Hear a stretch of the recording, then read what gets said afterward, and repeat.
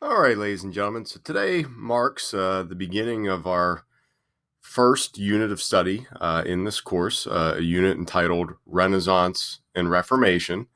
And as I mentioned back when we kind of went through the syllabus last week, anytime that I do kind of an explanatory lesson, whether we're in class or we're here kind of in the virtual arena, um, I will always project a title slide kind of like this, So this one, marks the fact that, okay, this is where we start unit one. This right here represents then kind of the topic of the lesson. And then below that are what I call kind of like the big idea questions or the key concepts. So these are like the big takeaways. These are the things that you should be able to answer by the end of this lesson. These are the things that ultimately you are going to be assessed on come quiz or test time. These are the things that you should center, your note taking around. So, don't sit here and try to take notes on every little last thing I say. Focus on trying to organize in your notes a very thorough, detailed answer to these two questions. Again, sometimes you'll see I'll put little some supporting terminology as sub bullets underneath.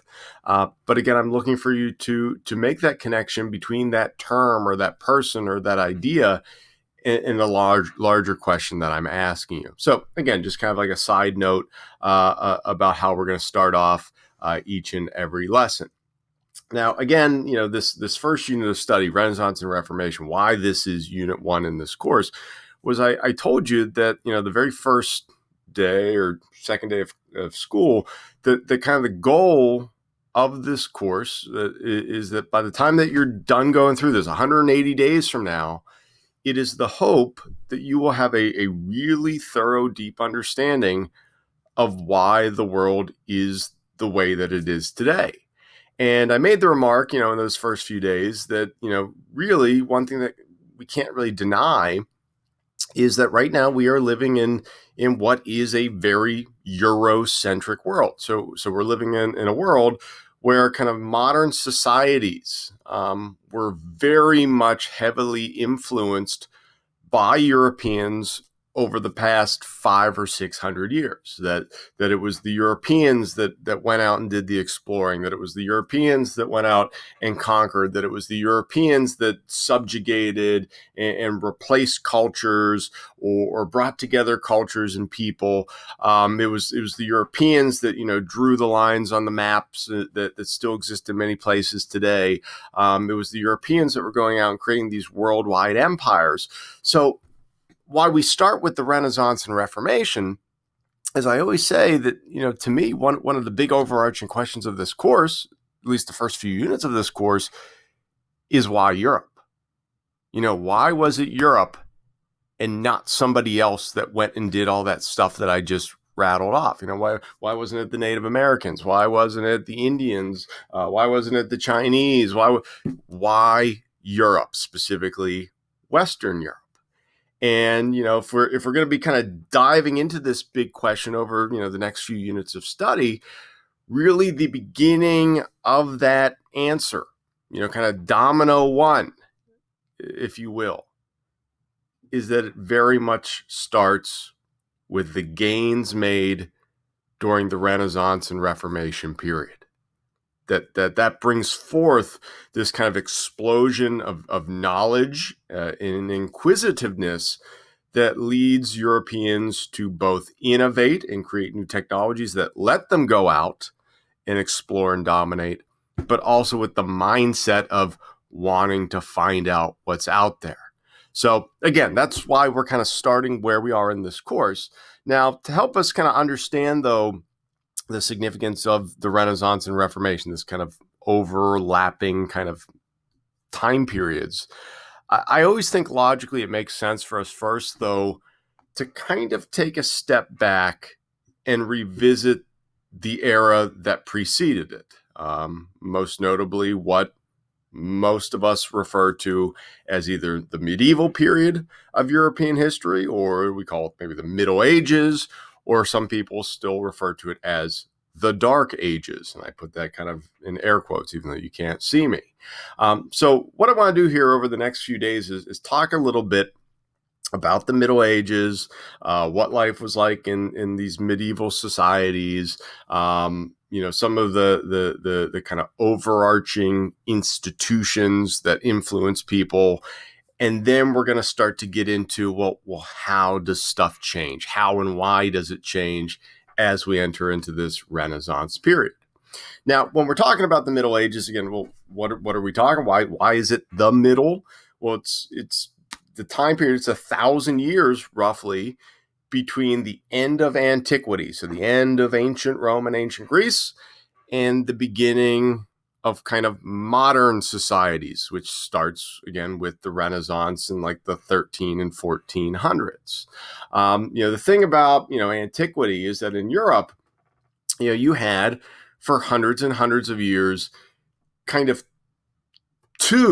most notably two centers of very advanced European civilization. You first had ancient Greece, and the culture there that placed a lot of emphasis on learning and questioning and individuality. And then, of course, you had kind of this morphed version of that Greek culture transplanted in Italy, which then becomes ancient Rome and eventually culminates, by about 180 AD with the peak of prosperity of the Roman Empire. The Romans, especially, were a society, a culture that, talk about a really type A people. And what I mean by that is that, these people were anal retentive to the extreme. These people, wrote down everything. They prized intelligence and ability. They oftentimes promoted people based on merit. From an understanding of mathematics. These people were engineering geniuses. They built extensive roadways and aqueducts, which crisscrossed their empire. They had a series of messengers where they could get messages, from as far away as modern day Turkey to the British Isles in a matter of like a week and a half. So because of how advanced they were, they oversaw a period of just major progress, financial gain, and technological gain. Again, to me, the ultimate just indicator of how advanced the Romans were is the fact that there are still so many structures, in this former Roman world that were built, 2,000 plus years ago and are still standing, and are not just standing, but they are still functional if you wanted to use them today. There's, existing Roman roads where the Romans would, they'd go out and they'd send surveying engineers out, and they'd survey the land and figure out the slopes. And then they would take these huge chunks of stone that were perfectly crafted into squares, and they would set them down into the ground. You have Roman roads that still exist in parts of Europe that could be usable today if we wanted to. You compare that to, our PennDOT roads where, hey, we get a new road paved and, within 2 weeks you got a pothole right in the middle of it. These people were super advanced. Well, what we see with the Roman Empire and the Roman world is that the Romans, by, like I said, about the late 100s, so about 180, 190 AD, the Romans realized that, they had pretty much reached their defensible limits of expansion. And what they do is they end up kind of like settling in and fortifying the borders of their empire along natural barriers. So what I mean by that is, and if you kind of transpose these two maps, the first map, which shows all these different Roman provinces in the Roman Empire, and then this one, basic overview physical map, kind of then speaks to the natural barriers. So, right through here, you had a border of the Roman Empire along the Rhine River.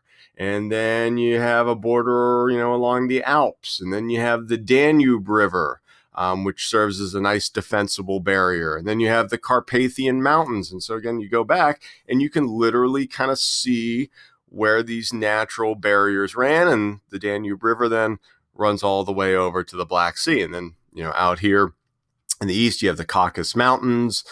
You have deserts. You have the Euphrates River that runs down into modern day Iraq. So they stopped expanding where to them it made sense. And they just kind of dug in and hunkered down there then for the next few hundred years. Well, what eventually changes, especially in the late 200s, early 300s, and then kind of just continues throughout even the 400s, is we start to see some mass migrations of people pouring up against that border from points east. And this is, again, a massive domino effect. I mean, you have way out here, in Central or Northern Asia, some nomadic horse warrior peoples that at some point gets a little aggressive and starts moving into their neighbor's territory. And then by invading their neighbor's territory, it displaces those people and they move farther west. And then those people get displaced and move farther west. And so you have this kind of chain reaction of all of these peoples that start moving across this landform called the Northern European Plain. And this even continues all across southern Russia as well. We call it the Russian steppe, which is just, big, wide open, flat plains and grasslands as far as the eye can see for thousands of miles. So, we're talking basically a super highway for nomadic horse warrior people. So they come spilling across, the Eurasian landmass through southern Russia, through modern day Ukraine, right up against that Roman Empire natural barrier. And for a while, the Romans hold. The Romans, this is, again, you study Roman history, the Romans were dealing with this for 200 years straight, trying to keep these peoples at bay. Peoples that the Romans referred to as barbarians, because to the Romans, they were the direct contrast what the Romans were. The Romans lived in cities, the Romans engaged in international trade, the Romans valued education and were literate, whereas a lot of these people did not value learning or literacy whatsoever. Many of these people had no form of a written language.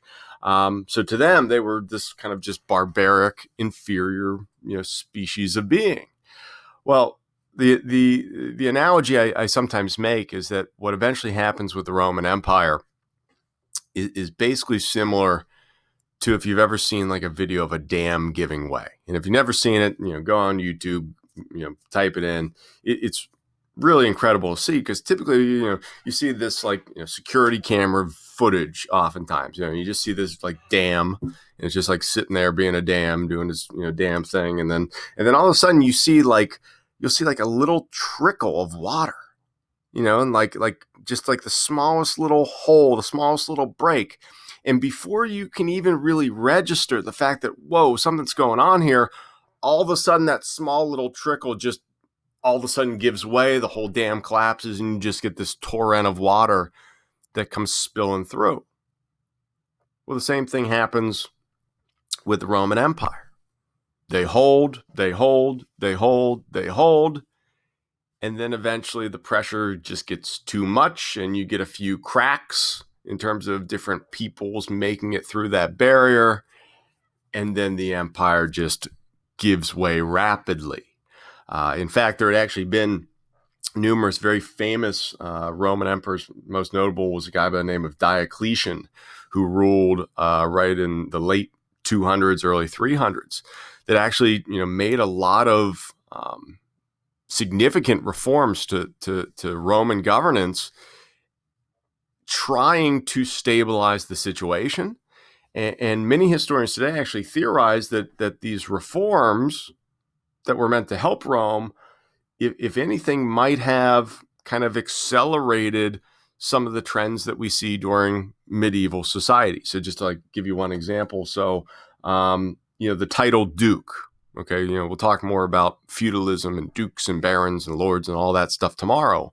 But where that title Duke comes from was that under Diocletian, a duke, spelled D-U-X in Latin, was the supreme political and military commander in one of these provinces, along this restive border. So, all decision making kind of started and ended with them. He also makes it that in some of these border provinces, there was such a loss of manpower. There's constant invasion, so much war, that this kind of became like a no man's land for a while.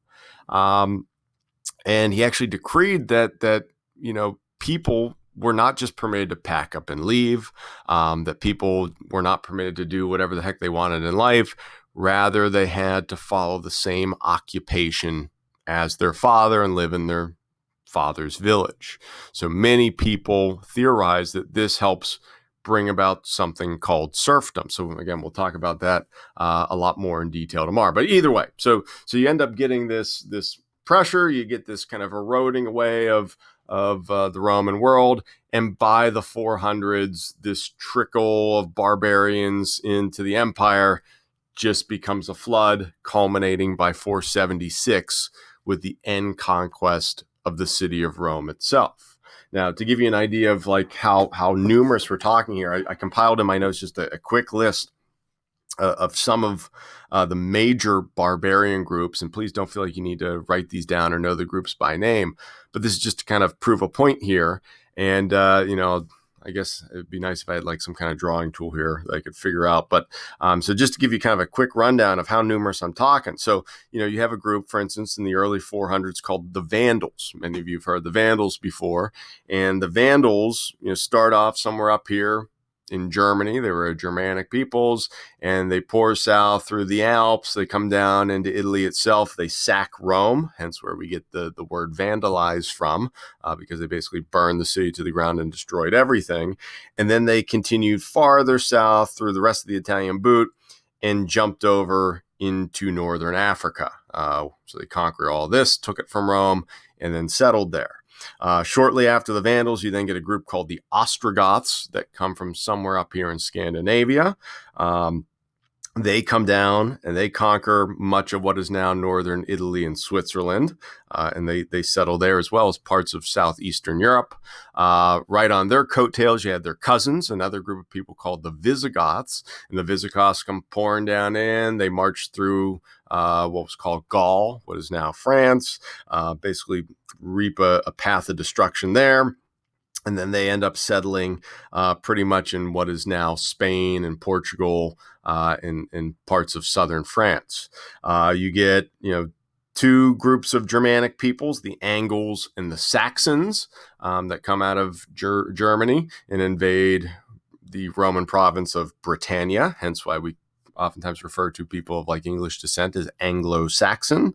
You also, during the same period, have a huge surge in activity by two people north of the Roman province of Britannia called the Picts and the Scots. And so they start to raid and invade and kind of intermingle. You get a group of people that invade France from Western Germany, called the Franks, people that basically become the forerunners of modern day French people. You get a group of people that invade southeastern France from somewhere over here in Central Europe. So they come on down through here and they settle here, and these were a group of people called the Burgundians.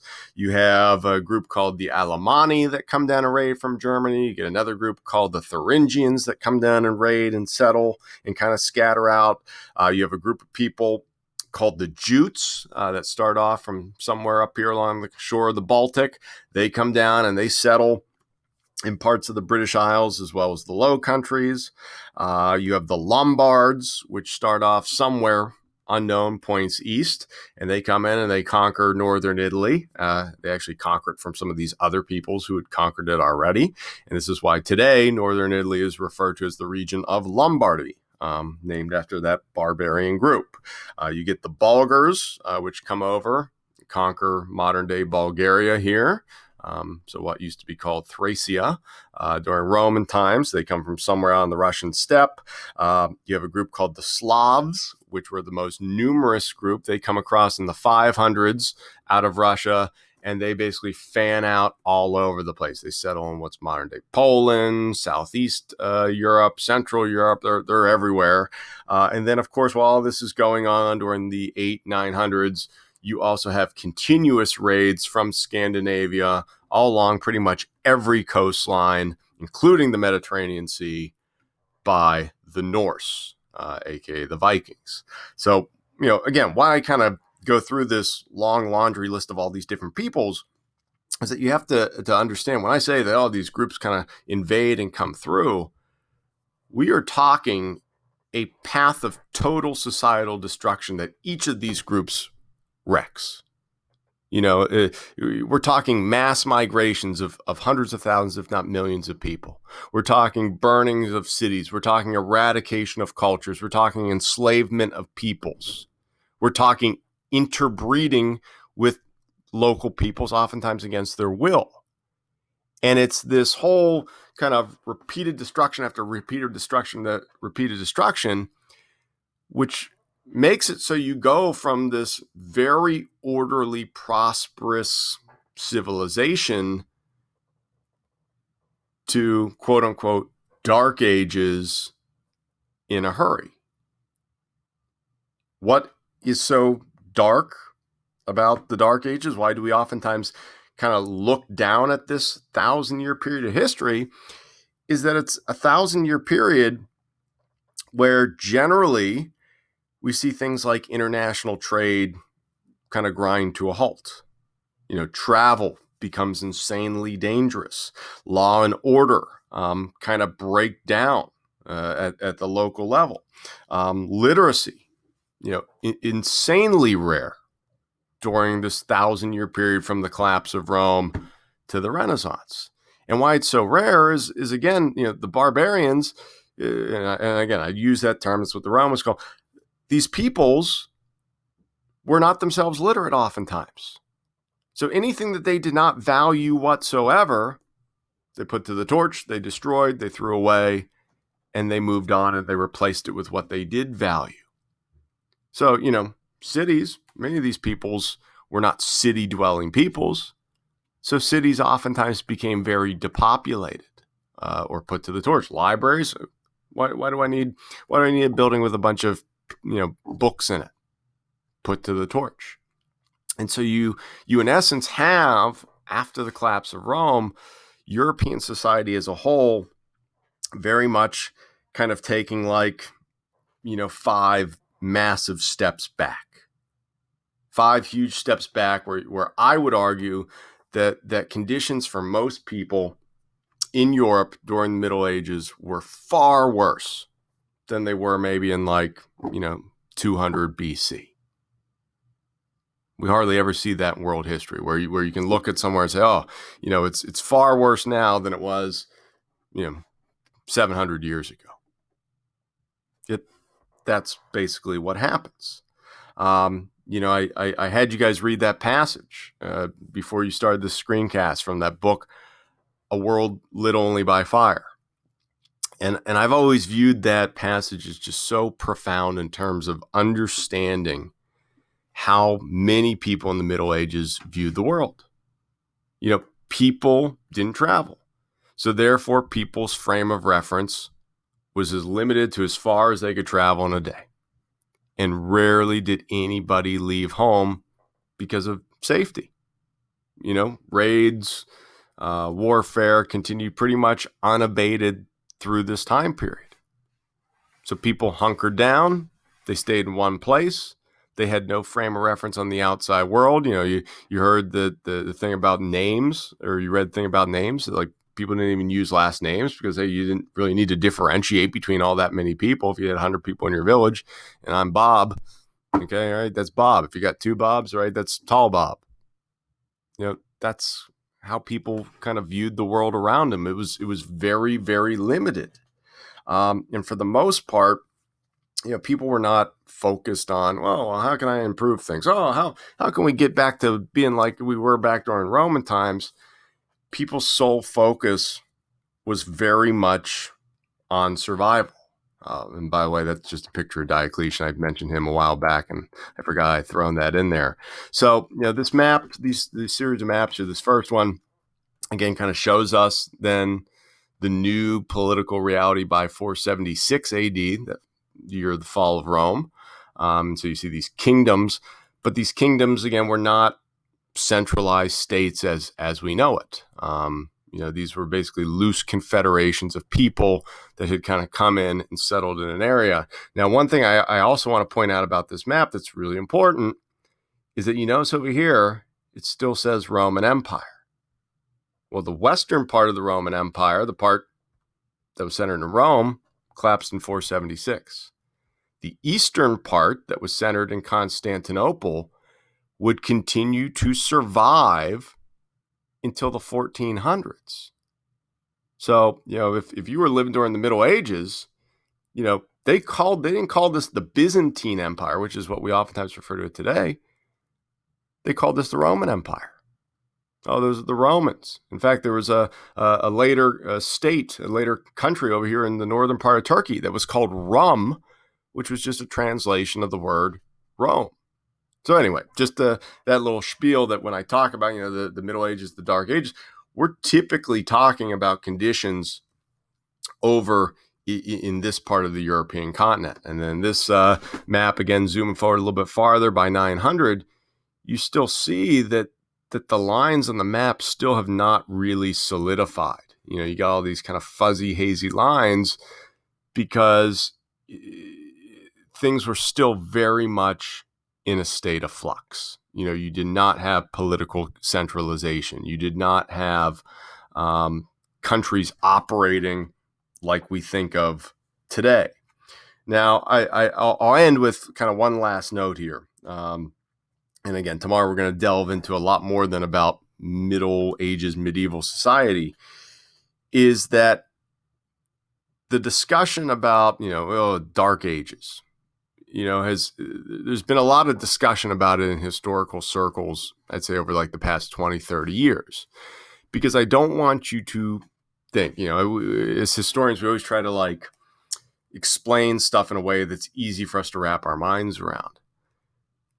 But know that while during this period, life was generally bad, I would argue that in Europe, that was probably one of the worst places on earth to live during that 1,000-year period.